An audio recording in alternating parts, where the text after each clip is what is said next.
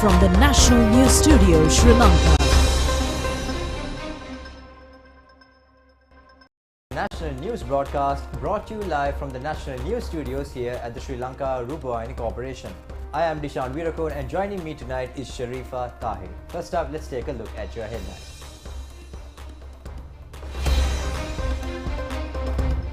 The Election Commission summons the Secretary of the Public Administration to call for explanation.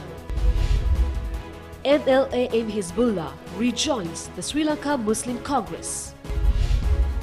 New alliance is formed by Maitri, Wimal and Dallas. Sri Lanka government expresses deep regret towards the decision taken by Canada. Harvest of low country raw tea leaves decreases. Income by king coconut has shown threefold increase. Curfew imposed in some places in Peru. We move on to those and other stories in detail now. The Election Commission stresses that it is the responsibility of district returning officers to follow proper guidelines to obtain deposits from candidates. When the accepted political parties and independent groups place their deposits for any local government body in any district for the upcoming polls, the returning officers should follow the correct procedure. Election Commissioner General Saman Sri Ratnayaka has informed all returning officers by sending a letter yesterday in this connection. Accepting nominations for the polls will commence from the 18 to 12 noon of the 21st of this month. According to the letter, accepting nominations is a total responsibility of the district returning officers. The letter issued by the Secretary to the Ministry of Public Administration yesterday informing all district secretaries not to accept deposits for the polls has been cancelled. Secretary of the Ministry of Public Administration Neel Bandar Hapuhin has informed this matter by a letter to all district secretaries today. Meanwhile, a discussion on the procedure of fielding nomination papers and to clarify the regulations followed by political parties and independent groups during the election period was held at the Election Commission today. Chairman of the Elections Commission, Attorney at Law Nimalji Punchiheva says that the Secretary to the Ministry of Public Administration will be summoned and called for an explanation in connection with issuing a letter to district secretaries asking to suspend accepting deposits for the polls. Chairman of the Elections Commission, Attorney at Law Nimalji Punchiheva said that they got to know that the Secretary of the Ministry of Public Administration would issue such a letter to the district secretaries. However, he had himself withdraw the letter afterwards. Anyways, we will call him for an explanation on this matter. The Commission appoints the returning officers under the powers vested by the Constitution. No officer is ahead the returning officers. The Election Commission is the only authority except the judiciary to issue orders to the returning officers. In response to a question whether the poll would be held, the chairman of the Election Commission said that one party demands to hold the election and another party has gone before courts to stop the election. However, the Election Commission is only acting under the powers vested by the Constitution. Now, several accepted political parties and independent groups placed their deposits to the local government election at some district secretaries today as well. National People's Power placed the deposits for 13 Pradesh Sabhas and 4 urban councils in the Kalutara district. District leader of the NPP, Dr. Nalinda Jayatissa, and a number of party members were present at this occasion. The Sri Lanka Podujana Peramuna made the deposits for 11 local government bodies in the Diga Madula election division at the Ampara district secretariat today. General Secretary of the party Sagar Karyavasam, Parliamentarian Vimal Veeradisa Nayaka and several others joined the occasion. National People's Power placed the deposits for the local government institution in the Gampara district under the patronage of group leader Mahinda Jayasinghe. An independent group also placed the deposits for the Valikanda Pradesh Sabha in the Polonnaru district today. The United National Party says that an official statement will be issued on how they contest the polls after the relevant discussions are over. Deputy Leader of the party, Ruwan Wijewardena, expressed his views to the media today. Deputy Leader of the United National Party, Ruwan Wijewardena, said that the party is ready to contest the local government polls. However, the party is having lengthy discussions with other parties on how to contest the polls. The party is conducting talks with Sri Lanka Podujana Peramuna and several other groups. The party hopes to have talks with more parties as well. Now, former parliamentarian MLA M. Hizbullah rejoined the Sri Lanka Muslim Congress yesterday at a ceremony held with the participation of party leader parliamentarian Rauf Hakim. Parliamentarian Rauf Hakim said that former parliamentarian MLA M. Hizbullah has joined the Sri Lanka Muslim Congress again. We warmly accept him, and as his presence will be a boost for the party. Former parliamentarian MLA M. Hizbullah said that the Sri Lanka Muslim is my birthplace of politics. Sri Lanka Muslim Congress ஆதரவாக எல்லோருக்கும் நல்ல உற்சாகத்தை தந்திருக்கிறது. Sri Lanka Muslim Congress என்பது Former parliamentarian MLA M. Hizbullah said that the Sri Lanka Muslim Congress is my birthplace of politics. I rejoined the party to strengthen it politically.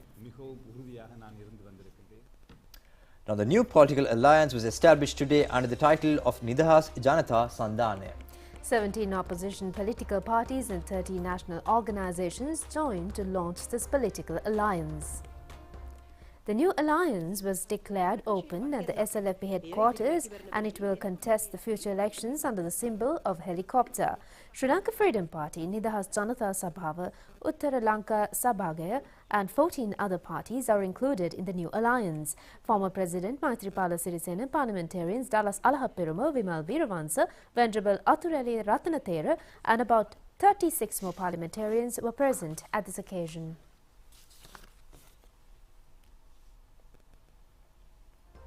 Sri Lanka government has expressed its deep regret over the decision unilaterally taken by the Canadian government to impose sanctions to two former Sri Lankan presidents and army officers. Now, the Minister of External Affairs Ali Sabri informed this matter officially to Canadian Acting High Commissioner to Sri Lanka Daniel Bood today. Issuing a communique, Canadian Ministry of Foreign Affairs had said that this sanction process was taken under the Special Economic Movement Act in Canada. Former Presidents Mahinda Rajapaksa, Gotabaya Rajapaksa, former Staff Sergeant of Sri Lanka Army Sunil Ratnayaka and Lieutenant Commander of Sri Lanka Navy Chandana Prasad Hettiarachchi are included in this sanction process. Under the regulations of the relevant act, the subjected individuals will not be granted visa. In addition, transactions made by the Canadian government and the financial institutions in Canada will be banned. Any property in Canada of the listed persons will also be frozen. Under the existing Migration and Refugee Protection Act in Canada, the relevant individuals will be rejected when entering into the country. The communique issued by the Canadian Foreign Ministry states that Canada and the international community had continuously demanded Sri Lanka to start an accountability process regarding the alleged violations of human rights during the war period in Sri Lanka. The communique further says that authorities in Sri Lanka has only taken limited and compact actions regarding this issue.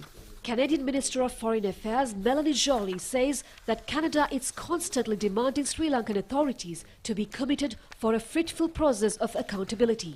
The Canadian government emphasizes that this request has been made to confirm that justice will be met on behalf of the victims and for the surviving individuals of human rights violations in Sri Lanka. The first step what they have taken, Canada, they have passed Bill 101 against Sri Lanka. Sri Lanka forces has done genocide. And May 19th, from 2021, May 19th, every year they are teaching the actually the terrorists, they keep as liberal fighters, and they explain to the students their ideology and how all these things happening. And also 51/5 resolution was passed by UNHRC, reconciliation, rebuilding and violation of human rights in Sri Lanka. Now up to date they say Sri Lanka has not done anything, and on that base Sri Lanka has committed war crimes, former 2 presidents and 2 war heroes, those who a visa as well as their assets were frozen in Canada. Minister Ali Sabri summoned the acting Canadian High Commissioner in Sri Lanka, Daniel Bood, to the Ministry of Foreign Affairs this morning to inform the government's stance in this connection. Minister Ali Sabri informed the Canadian government that the sanction process is only based on unconfirmed charges. The foreign minister further said that Sri Lankan government expressed its deep regret regarding this matter. The sanction activity will never pave the way for any solution regarding the existing problems in Sri Lanka. The minister stressed that this will not be beneficial for any community or the reconciliation process in Sri Lanka. So Canada, as a government, they can take this decision, but the only issue, this is where not this is not impartial, because you have to show if any country, any leader has done war crime, you must provide with data as well as analyze. Even United Nations Human Rights Council, they are conducting investigation, but still they are not revealed like that.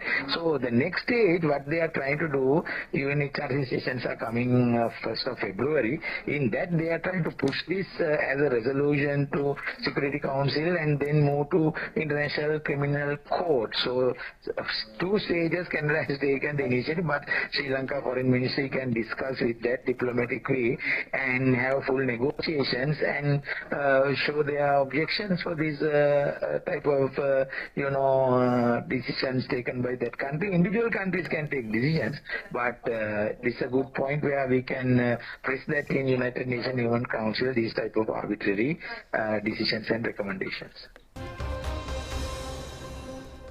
Harvest of low-country raw tea leaves has severely decreased in these days. This decline is due to irregular use of fertilizer last year and price hike of fertilizer. Sri Lanka Tea Factory Owners Association points out that in order to protect the Sri Lankan tea market in the international arena, proper use of fertilizer during this period is essential. Tea smallholders faced many difficulties due to price increase and shortage of fertilizers during the past period. The Tea Factory Owners Association says the use of fertilizer in the tea cultivation has decreased by 70%. The tea factories only functions 3 or 4 days a week due to the shortage of raw tea leaves. The factory owners said that although the brand Ceylon tea has higher demand in the international market, Sri Lanka cannot meet the demand.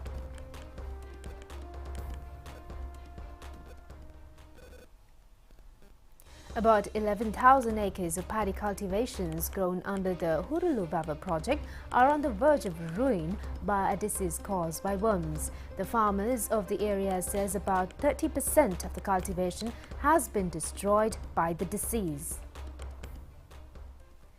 The farmers point out the paddy cultivation infested by worms has turned into yellow color and roots are decaying. The farmers had faced immense difficulties in the last season due to lack of insecticides, fertilizer and fuel.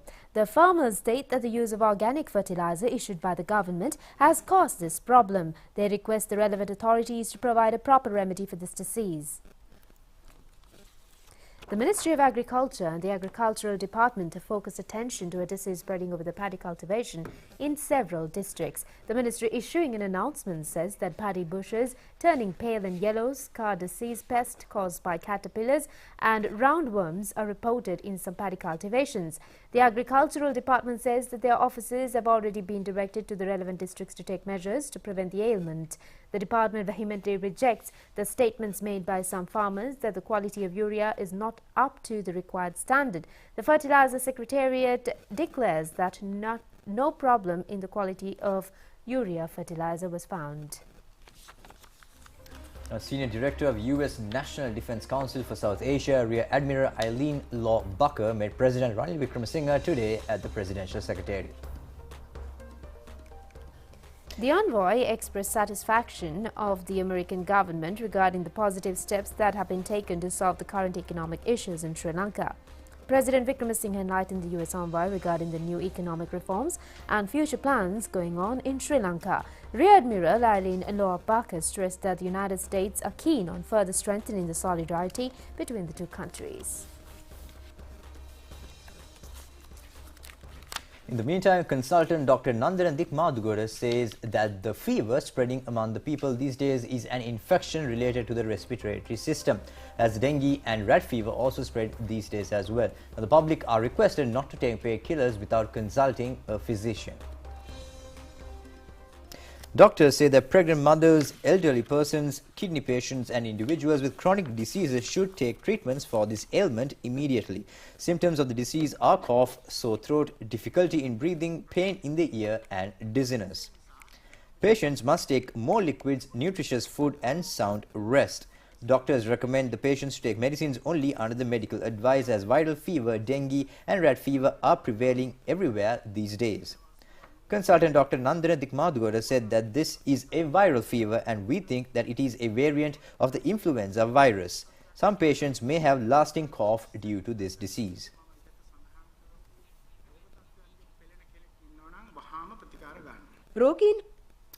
Now, the Coconut Development Authority says that the price of king coconut in the international market has shown a threefold increase. Now, the King Coconut Exporters Association says that the national television has extended enormous support for this development. Juice of king coconut is considered a national level beverage in Sri Lanka.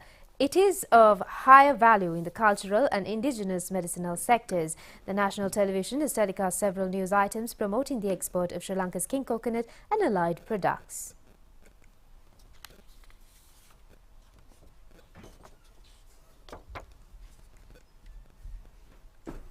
The Coconut Development Authority says that Sri Lanka's king coconut has been recognized as a unique strategy of developing the economy. King Coconut Exporters Association says that the news carried out by the national television has led to increase the demand of Sri Lankan king coconut in the international market.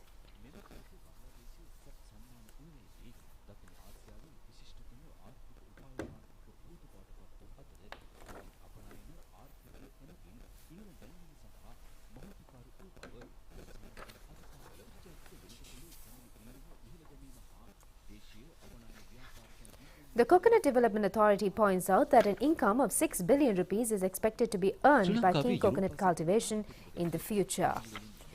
The ambassador to European Union has also expressed views regarding the economic changes that can be done by king coconut export. I've never had such a nice coconut anywhere around the world like here.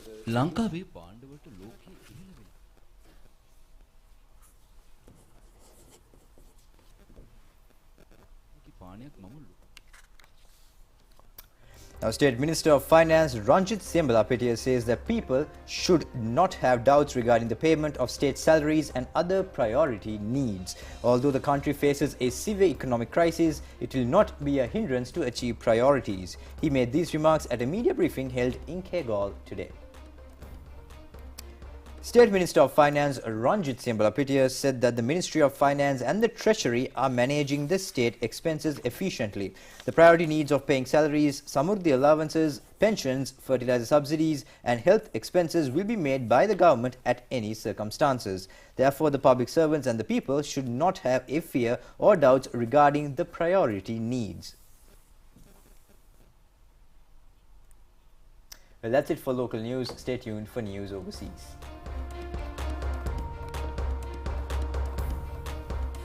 இந்தாங்க தம்பி, பிள்ளை எதிர்காலத்தை பத்தியே சிந்தித்தெடுத்த பரிசு. தம்பியோட ஆபீஸ்ல உள்ளவங்களும் குழந்தையின் எதிர்காலத்தை சிந்தித்தே பரிசுகள் கொண்டாந்தாங்க. இந்த காலத்து பிள்ளைகளும் எங்களை போல எதிர்காலத்தை பத்தி யோசிக்கிறாங்க. குழந்தைக்கு வழங்கக்கூடிய புத்தி சாதுரியமான பரிசு மக்கள் வங்கியின் இசுரூதான பரிசு சான்றிதழ்.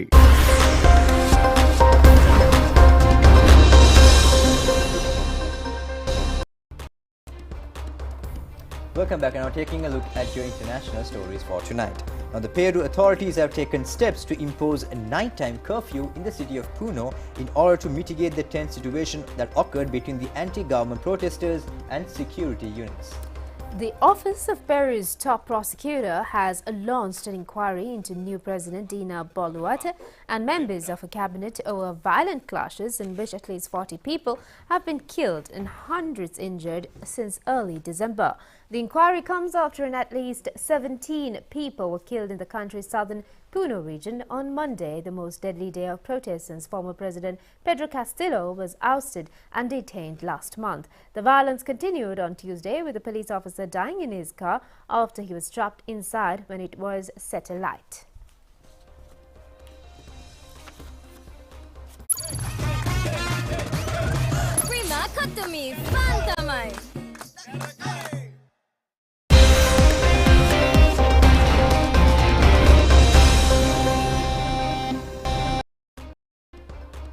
Welcome back. Now in our sports stories for tonight. The first one-day international match played between Sri Lanka and India that took place in Guwahati yesterday saw India defeating Sri Lanka by 67 runs. Sri Lanka won the toss and elected to field first. The openers Rohit Sharma 83 runs and Shubman Gill 70. Virat Kohli made a superb century with 113 runs. Kasan Rajitha claimed 3 wickets. Shubman Gill ලකුණු 70යි.